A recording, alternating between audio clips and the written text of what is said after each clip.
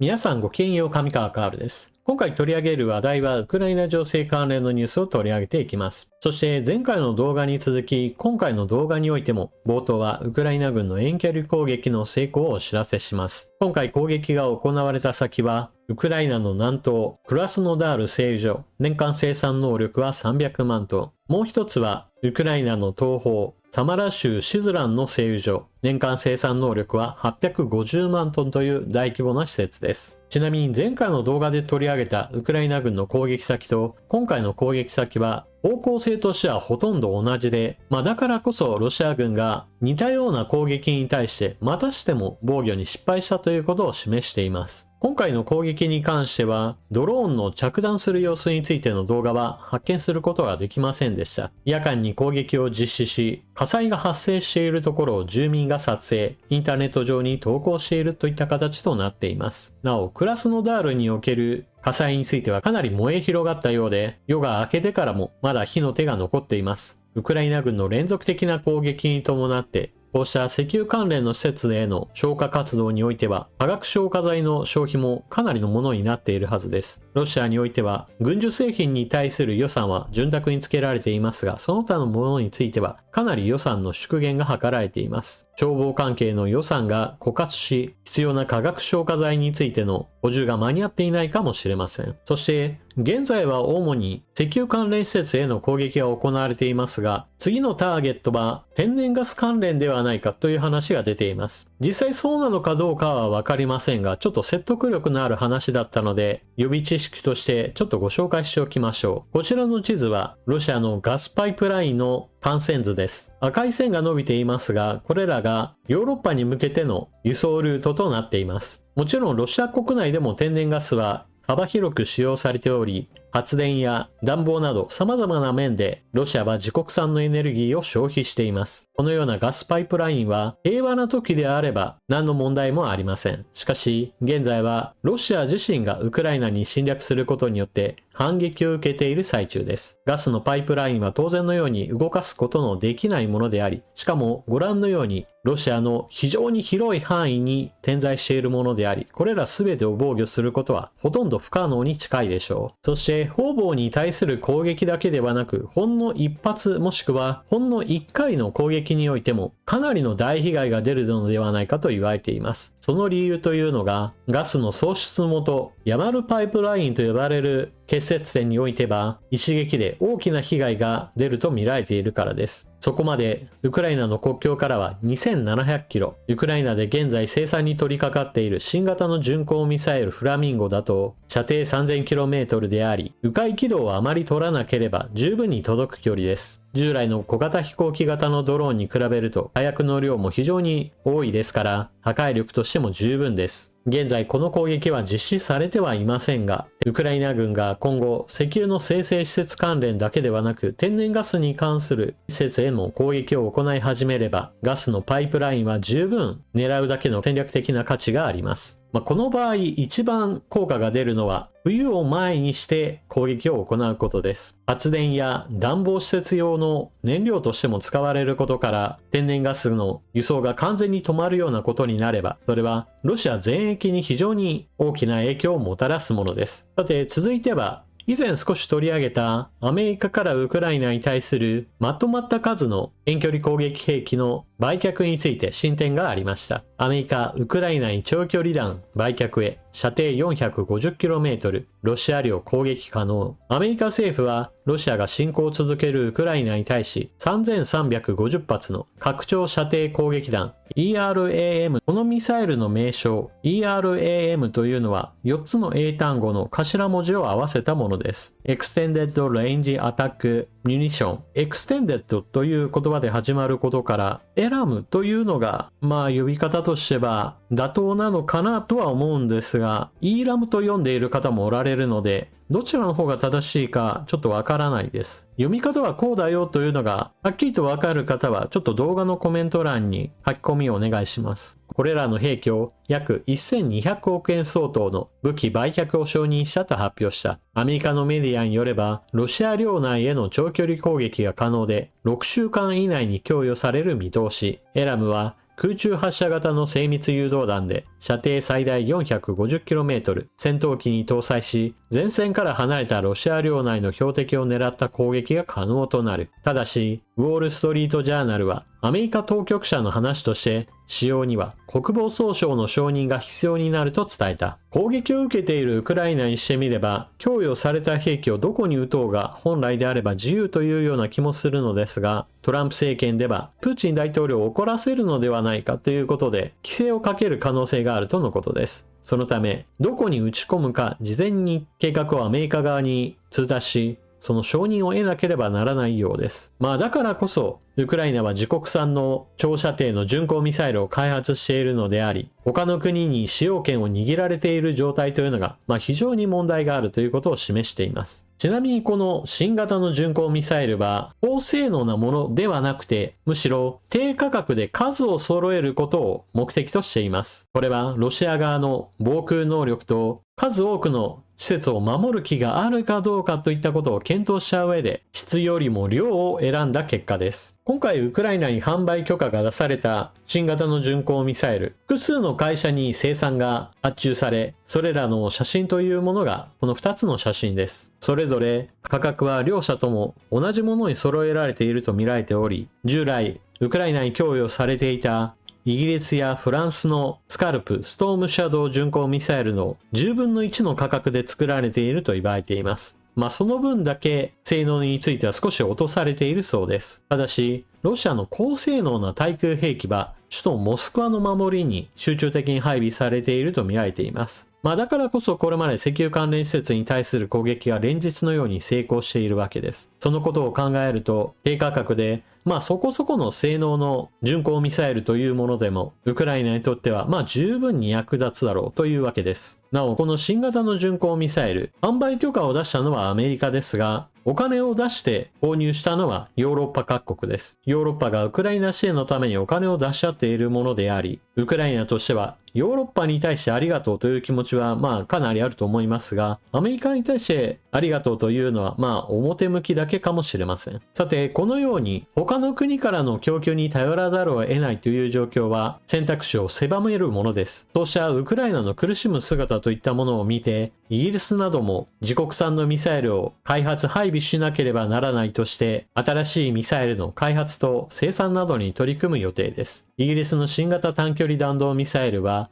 射程 500km、弾頭は約 200km、精度については目標地点から5メートル以内に収まるようにといったことを目標としているものです。こちらもなるべく価格を抑えるといったことが主眼になっていて、ものすごい高性能ではなくて、とにかくたくさん使うんだということを前提として、量産性と価格のバランスをいかにして取るかに力を注ぐようです。現在日本でも12式地対艦ミサイルの改良型といったものが様々な派生型として開発生産されている段階にあります。高性能なものも多いわけですが、同時にこうした大量に使うということを前提とした、そこそこの性能で、しかし大量に作れるといった趣旨のミサイルについても、日本は考えておく必要があるでしょう。さて、続いてはヨーロッパにおける戦闘機開発の話題について、ドイツ、フランス、スペインの次世代戦闘機計画が難航。3カ国国防省が大改革協議へ。ヨーロッパで進められている次世代戦闘機開発計画、将来戦闘航空システム。3カ国の国防省がプロジェクトを再び軌道に乗せるための選択肢を検討すると明らかにした。計画が相次ぐ障害に直面してきたと認めた上で、3カ国の会談では、障害要因と解決策を特定して、年内に最終的な選択肢を示すと説明。この計画は、フランスのダッソーの戦闘機ラファール及び、ドイツ・スペインの戦闘機ユーロファイターを2040年から第6世代戦闘機に更新する約15兆円クラスの計画。しかし、ドイツとフランスは企業連合の構成比率をめぐって対立している。国際共同開発といったものは、時として空中分解することもあります。ヨーロッパにおける次世代戦闘機計画についてもなかなかうまくいっていないようです。ちなみに日本の進めている国際共同開発計画、イギリス、イタリアと組んでの計画なのですが、今のところは特に大きな障害が発生しているという話はありません。ただし、この話も実際の開発が進んでいく中において問題は何かしら発生することでしょう。なんとかうまくいってほしいものですし、うまくいった暁にはドイツ、フランス、スペインの進めているこの共同開発計画がダメになって、いっそのことを日本の進めている共同開発計画で作られた戦闘機を買ってくれればいいのにな、なんていうこともちょっと思ってしまいます。ちなみに日本の防衛費についても着実に状況は改善しつつあるようです。防衛費最大の8兆8000億円、26年度長射程弾の配備加速、他国のミサイル基地などを破壊する反撃能力、敵基地攻撃能力に活用する長射程ミサイルの配備を加速、攻撃用の無人機を大量取得し、空と海上、海中で無人機を活用した沿岸防衛体制、シールドの構築を始める。政府は防衛力の抜本的強化に向け、2023から27年度の5年間で防衛費を計約43兆円とする方針。今回の要求額を含めたこれまでの合計額は約32兆6000億円になる。27年度に防衛費と関連経費を合わせて国内総生産 GDP 比 2% する目標も掲げる。なおトランプ政権は日本にさらなる防衛費増加を求め GDP 比 3.5% とする案を示している。概算要求では長射程ミサイルの一つで音速の5倍以上で飛行し、迎撃困難とされる極超音速誘導弾の取得に305億円を計上。12式地対艦誘導弾の射程を伸ばす能力向上型の艦艇発射型に362億円を充てる。航空機発射型とともに運用開始を28年度以降から27年度に前倒しする方針だ。なお予算が増えますよという話とともに、防衛省からも防衛力抜本的強化の進捗と予算というような説明資料が公開されています。ロシアによるウクライナ侵略に伴ってドローン兵器については様々な面で活用が進められています。それは陸海空それぞれの戦域において大型、中型、小型、用途も異なれば金額面でも安いものから高いものまでいろいろなものが使用される時代へと入ってきました。そのことに対応して自衛隊も様々なドローン兵器などについて揃えていくことを目指しています。以前に比べると予算が増えたことによりその対応能力については徐々に上がってきていると評価してよいでしょう。ただちょっと分かりにくさといったものからなかなか抜け出ていないなというのを感想としては持ちます。特に12式地対艦誘導弾の様々な派生についてはそれぞれ別の名前をつけてくれればいいのに、全部同じようにして12式地対艦誘導弾地発型、間発型、空発型といった具合にしてさすがにこれは名前の付け方としてどうかしてるんじゃないかなと思ってしまいます。それぞれ新しい名前を付けてほしいものです。ちなみにこうした新しいミサイル類については、かなり急いで開発生産に取り組んでいることが伝えられており、防衛省では危険な事態がかなり目の前に迫っていることを想定しているのではないかと言われています。その危機意識の高さについては私は必要なものだと思っています。問題なのは政治家の側がその危機感をちゃんと共有できているか、今の憲法と法律の体系だけで本格的な戦闘に耐えられるのか、私はかなりそこが心配です。ちなみに陸海空ドローンが様々使われることに対する対応として防御兵器をいかにして開発するかも非常に重要な課題となっています。ウクライナ軍ではまずは従来型の兵器として対空戦車ゲパルトを活用し、機関砲による撃墜といったものも積極的に活用しています。また、ドローンを迎撃するためのドローンといったものも開発していることから、これらも日本にとっても参考にする部分があるでしょう。一方において、ウクライナではなかなか取り組めないことが日本には独自技術としてあります。それがレーザー兵器です。レーザー兵器については先進各国において開発が進められているもので、まだまだ実用化の段階に入っている国は少ない領域です。日本はこの分野においてはまだまだ十分戦闘グループにいる段階ですから、しっかりとお金と人員をつぎ込んで防御用のレーザー兵器について実用レベルを上げ配備を進めていってほしいものです。防衛省の資料には小型無人機への対応として高出力レーザーや高出力マイクロ波といった指向性エネルギー技術の研究等を推進、ミサイル対処用レーザーシステムの研究、低コストでミサイルに対処するため高効率なビーム就航技術や高度なターゲット追尾技術を備え、ドローン等対象用レーザーシステムの10倍以上の出力を可能とするメガワット級レーザーシステムを実現するため、必要な技術の研究というものに予算をつけています。毎回のようにウクライナ軍による遠距離攻撃が成功し、どこかしらかで石油関連施設が爆発炎上していますよ。それが何日も燃え続けていますよという話をこれまでも何度となく行ってきました。現在のところロシア全体で見れば石油生成関連の生産能力は20から 25% 程度は失われているものとみられます。この話題については繰り返し報じていますから、もう皆さんの耳に何度となく入り、またうまくいったんだというぐらいにもはや驚きもないかもしれません。しかしロシアの国民にしてみると、そもそもそんなニュース一度も聞いたことがないというような状態なのだそうです。このことを話していたのはロシアの軍事ブロガーの人たちで、ウクライナ軍の攻撃が立て続けに成功し、石油関連施設が爆発炎上しているこの話題をロシア国内では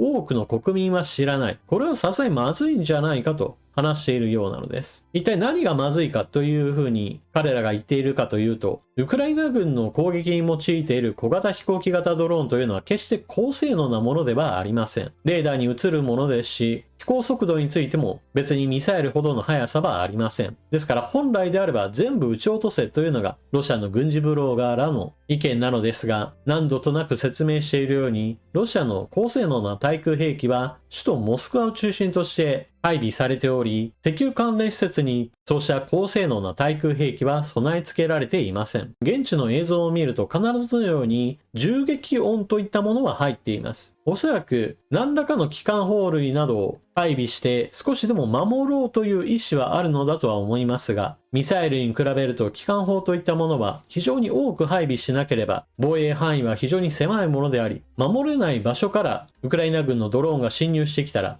防ぎようがありません。だからこそそうやって防げないから連日のように攻撃が成功しているのであり、これによって失われるロシアの富といったものも莫大なわけです。しかしそのような結果として末端の地方においてはガソリン不足のような分かりやすい形ですでに悪影響が出ています。しかしウクライナ軍の攻撃によって施設そのものが破壊されていますよということをニュースとして流していないのですから、多くの人々にとってはなんでガソリンがないんだろう、ちょっと理由もわからず、とにかく現象としてガソリンが買いにくくなったなとしかわからないわけです。このあたり、ロシアの情報の統制といったものが不都合な事実というものを隠すようにと、今はかなり強力に働いているようです。ただ、こうも毎日のようにウクライナの攻撃が成功している様子を見ると、石油の生成能力や貯蔵能力といったものをウクライナ軍が削っていけば、いずれは大都市圏においても供給が滞るようになり、さすがにこれは何かおかしいと多くの人々が気づく時も私は近づいているように思います。特にウクライナ軍の攻撃能力が従来の飛行機型ドローンからフラミンゴのような破壊力の高いミサイルへと移ることさえできれば、そうした事態の悪化といったものはかなり加速すると考えられます。情報の隠蔽といったものが進められている現在においては、優先的に物資の供給が進められている大都市圏の人々は、まだまだロシアには何にも悪影響がないと言い張ることができるでしょう。しかしそれがいつまで持つかといった意味においては、ウクライナ軍の攻撃がこれから加速していくことによって状況は十分変わりうると私は思っています。というわけで今回の動画はここまで。最後までご視聴いただきありがとうございました。チャンネル登録していない方はぜひともこの機会にチャンネル登録よろしくお願いします。情報の整理整頓、更新に役立ったなと思われる方は、ぜひともスーパーチャットのご利用などもよろしくお願いします。それでは次の動画でまたお目にかかりましょう。またね。